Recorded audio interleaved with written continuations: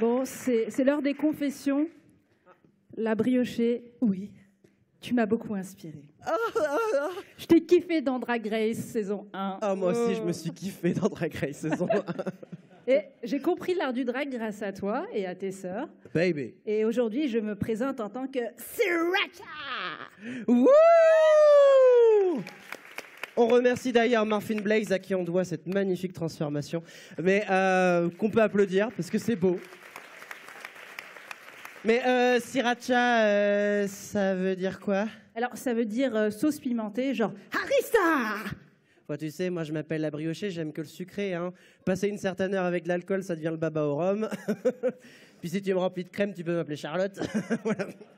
Bon, Pardon. en tout cas, je voulais te remercier en te dédiant une petite œuvre pour laquelle tu as été ma muse.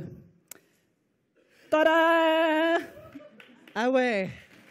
Ah ouais. Donc je suis devenu un Pokémon, quoi. Puis alors celui dont personne ne veut dans son équipe, hein, visiblement. C'est quoi son attaque? Attaque levure? Parce que moi, ça me gonfle. Hein, donc voilà. Je vous laisse 2 secondes pour la voir, celle-là, quand même. Bon, écoute, pour remettre le prix du coup d'éclat artistique, on a fait appel à un vrai illustrateur. Hein, tu talentueux. Voilà, voilà, pleure, tu pisseras moins. Un homme qui décale sur scène, c'est pas si souvent. Allez, hop.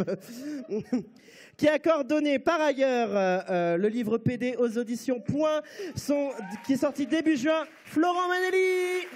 Yeah, when the world got me going crazy, I carry on. See, I carry on because of you. Comment rebondir après ces excellentes blagues? Merci. Surtout le baba au rhum, j'ai adoré.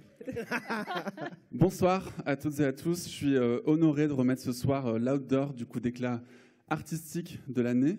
Et je félicite la JL pour cette soirée. Je vous remercie d'être si nombreux, si nombreuses ce soir. Mais je ne peux m'empêcher d'avoir une pensée pour celles et ceux qui ne sont pas là, qui ne peuvent pas être là ou qui ne sont plus là.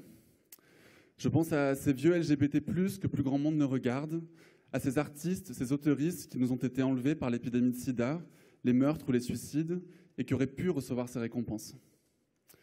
L'occasion aussi de rappeler que si nous pouvons remettre ces prix ce soir, c'est parce que ces personnes, et d'autres, ont battu le pavé avant nous et ont créé les espaces dans lesquels nous pouvons nous mouvoir, nous exprimer ou tout simplement respirer.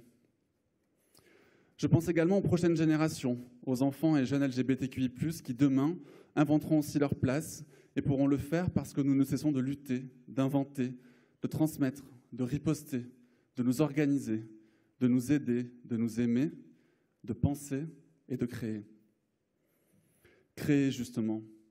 Assurons-nous que la création, l'art, restent des domaines dans lesquels s'expriment nos luttes, nos résistances et nos existences.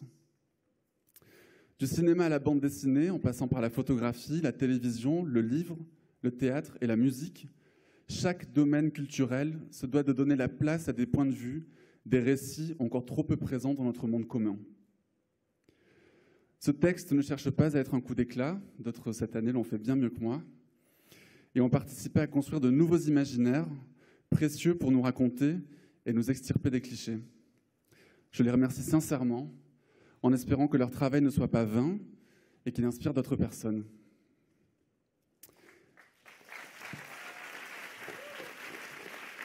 Les nommés sont la tournée 95 d'Angèle, chorégraphiée par Mehdi Carcouche. Le film Le Paradis de Zéno Graton.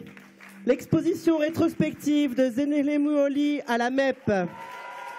La bande dessinée S'il suffisait qu'on s'aime de Daphné et Julie Guillot. Le roman épistolaire L'amour de nous-mêmes d'Erika Nomeni. La série Cher tendre de Yael Langman, diffusée sur France TV Slash. Le seul en scène, pour un temps soit peu, de Lorraine Marx, mis en scène de Fanny Sintès. Et l'odeur du coup d'éclat artistique est décerné à Cher tendre, la série de Yael Langman sur France TV Slash.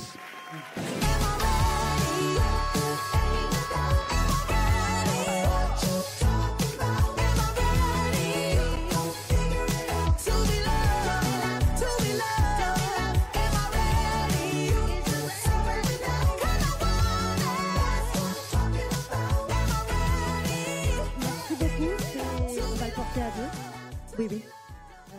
Alors, j'ai rien préparé parce qu'en fait, on s'y attendait pas du tout. Donc, c'est très, très émouvant. J'ai le cœur qui bat très fort. Je suis très émue, très honorée, très impressionnée. Je vais pas t'aider. Tu vas me laisser en galère. Tu vas complètement me laisser en galère. Ok. Je vais complètement le poser. Ok. Alors, Chère Tante, ça fait 10 ans qu'on essaie de le porter. 10 ans que c'était un peu dur. Chère Tante, ça raconte l'histoire de Sacha qui se découvre intersexe à 17 ans, qui a été assigné garçon à la naissance, qui a été mutilé et qui va aller à la rencontre un peu de son chemin, de son identité. Et après 10 ans d'acharnement, France Télévisions a fini par craquer, ils n'en pouvaient plus, donc ils nous ont pris, on était contents. Je suis hyper triste que nos amis du collectif Intersex Activiste soient pas avec nous ce soir, parce que sans eux, rien n'aurait pu se faire. Je pense notamment très très fort. Ouais, c'est cool, ils méritent très très fort, et spécialement Loé Petit, Lisanne Nourri, qui ont fait preuve d'une intelligence remarquable, d'une grâce, d'une bonté, d'une générosité. Voilà, donc ce prix leur revient totalement. Pardon, c'est très décousu. Cette série, en fait, elle n'existerait pas sans eux. Elle n'existerait pas non plus sans les comédiens qui se sont mis sur le devant de la scène, qui se sont pris énormément de torrents d'amour, aussi d'autres choses. Voilà. En fait, voilà, j'aimerais parler de cette équipe que j'aime extrêmement fort et grâce à qui tout ça existe. Et je suis très, très, très heureuse de ce prix et qu'on puisse parler de ces gens que la société normative passe son temps à invisibiliser, en fait. Donc non, les intersexes ne sont pas invisibles, les intersexes sont là, les intersexes vont continuer à se battre pour leurs droits et je les aime très, très, très fort. Voilà.